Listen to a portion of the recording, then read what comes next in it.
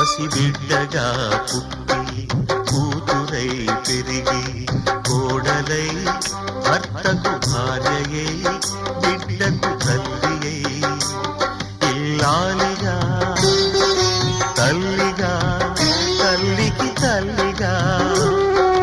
నవ్వును ఏడుపును కలిపి దిగమింగి ఇంటినే గుడి చేసిన దేవత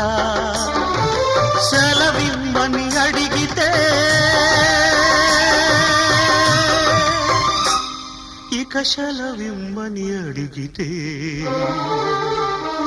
ఇది కనని వినని సంఘటన అపూర్వ సంఘటన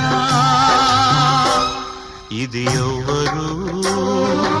ఎవ్వరికి ఇవ్వని వీడుకోలు ఇవి ఎక్కడా